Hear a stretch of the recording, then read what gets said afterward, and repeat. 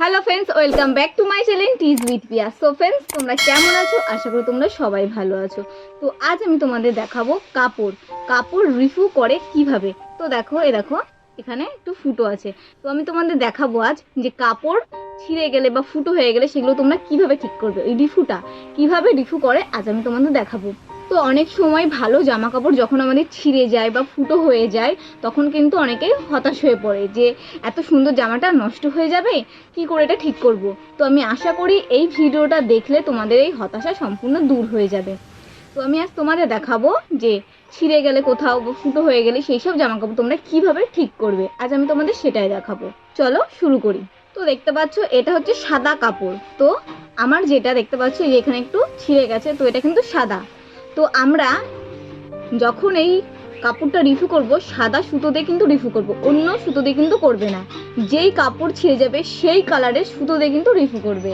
তারপর দেখো এই দেখতে পাচ্ছ এরকম একটা কাপড় সাদা।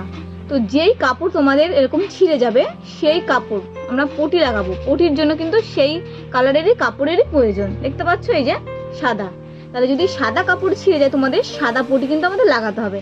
তো দেখো আমি একটু এখান থেকে এরকম করে কেটে নেবো পটির জন্য। তো তোমরা পটি এইরকম দুভাজেও করতে পারো। দেখতে পাচ্ছ যে এক ভাঁজ দুভাজেও পটি বসাতে পারো, আবার এই যে এরকম এক ভাঁজেও পটি বসাতে পারো।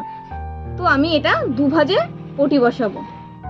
তো দেখো আমার দেখতে পাচ্ছ অনেকটা কাপড়, তো এতটা কাপড় আমার লাগবে না। আমি পটির জন্য সামান্য একটু কেটে নেবো। এখান থেকে চৌকো করে কিন্তু কাপড় কাটবে। এই পটির কাপড়টা কিন্তু চৌকো করে কাটবে। তো এই যে দেখতে পাচ্ছ আমি চৌকো করে কেটেছি। তো দেখো এই কাপড়টা আমি এই যে দু ফোল্ড করে নেবো এইরকম নিয়ে। দেখতে পাচ্ছ এই যে এটা নিচ দিয়ে দেবো, এই কাপড়টার তলে দেবো। দেখতো পুরো মাঝ বরাবর এই কাপড়টা দেবো, মানে এই যে ছেঁড়াটা আছে যেন মাঝ বরাবর বসে। এই দেখো আমি তোমাদের দেখাচ্ছি। এই দেখো দুভাজ করেছি, করে দেখো এইভাবে আমি বসাবো। এই দেখো দেখতে পাচ্ছ দিয়ে, যেটা আমাদের মেন জিনিস এটা সেলাই করব কিভাবে।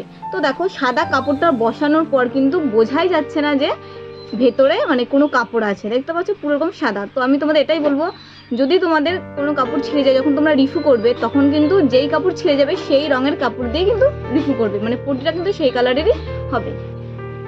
তো দেখো যেটা মেন সেটা হচ্ছে আমাদের চাপ সেলাই দিতে হবে। এই যে এরপর দিয়ে রাউন্ড করে প্রথমে এরকম চার চৌকো করে, আমরা যেমন আমি তোমাদের বললাম যে ভেতরে যে কাপড়টা আমরা চার চৌকো করে কেটেছি, এর জন্য প্রথমে আমাদের এরকম চার চৌকো করে সেলাই দিয়ে নিতে হবে চারিদিকে।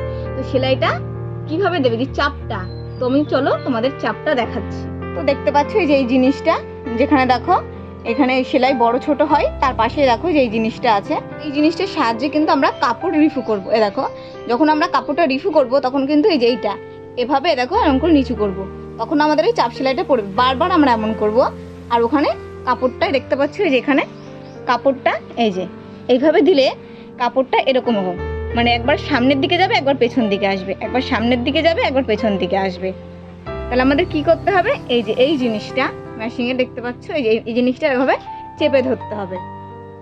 চেপে ধরলে এখানে এই যে কাপড়টা একবার সামনের দিকে যাবে একবার পেছনের দিকে আসবে। এইভাবে আমরা কাপড়টা রিফু করব। তো চলো আমি তোমাদের সেলাই করে দেখাচ্ছি। তো দেখো প্রথমে এই জায়গাটা আমরা চার চৌকো করে এবার সেলাই করে নেব। প্রথমে কিন্তু চাপটা দেব না, প্রথমে জাস্ট আমরা চার চৌকো করে সেলাই করে নেব।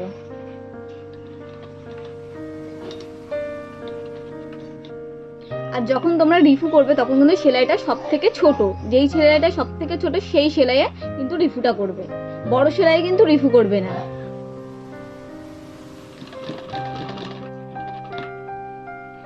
তো দেখো আমি তোমাদের বললাম যে প্রথমে আমি চার চৌকো করে এটা সেলাই করে নেব। তো তোমরাই চার চৌকো করে কিন্তু প্রথমে সেলাই করে নেবে। আমি তোমাদের চার চৌকো সেলাই করে দেখাচ্ছি। এই দেখো আমি প্রথমে চার চৌকো করে কিন্তু সেলাই করে নিয়েছি। দেখো তো তোমরা এভাবে প্রথমে চার চৌকো করে সেলাই করে নেবে। এরপর আমি এই যে এখান থেকে শুরু করবো, পুরো মাথা থেকে শুরু করবো যেভাবে, এভাবে আস্তে আস্তে ওই চাপটা দিয়ে তোমাদের দেখালাম আমি, যেটা ওই ওঠা নামা করে ওঠাকে এভাবে নিচে নামিয়ে এই যেভাবে এরকম করে চাপ সেলাই দেবো। পরপর এভাবে পুরো এখান থেকে করতে করতে করতে করতে দেখো এইভাবে আসবে। তো আমি তোমাদের দেখাচ্ছি কিভাবে সেলাই করবে। তো দেখো আমি এবার এই দেখো চাপ সেলাই দিচ্ছি, এরকম।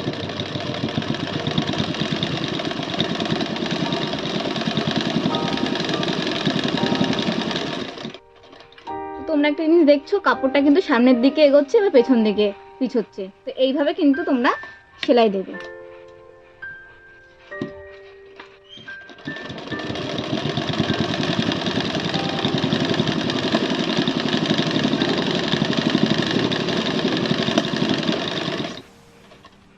এই দেখো, দেখতে পাচ্ছ, এই দেখো এরকম সেলাই হবে।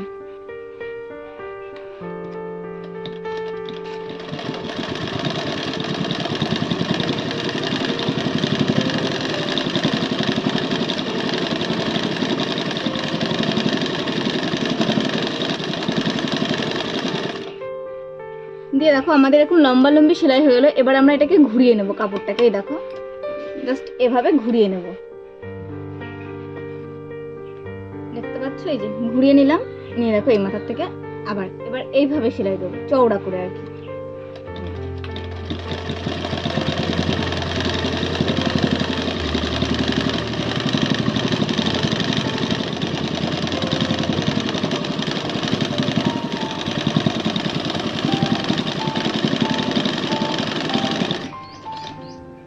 তো একটা জিনিস তোমরা খেয়াল করো যে এই যে হাতটা কিন্তু এইভাবে রাখবে, এই যে দেখতে পাচ্ছ এইভাবে দিয়ে এইভাবে কাপড়টাকে কিন্তু এরকম করে সরাবে, মানে এই পেছন দিকে, তোমার এই হাতের পেছন দিকে আনবে, এই মাথা থেকে সেলাই শুরু করবে, হাত দিয়ে কাপড়টা কিন্তু এইভাবে। তো দেখো আমি সেলাই করছি কিভাবে।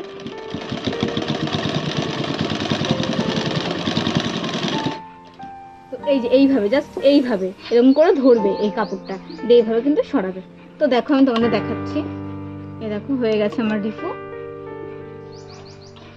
তো এই দেখো জাস্ট এই জায়গাটা দেখো, এই যে 4 চৌকো, আমার কিন্তু এই 4 চৌকো জায়গাটার মধ্যে কিন্তু রিফু করলাম।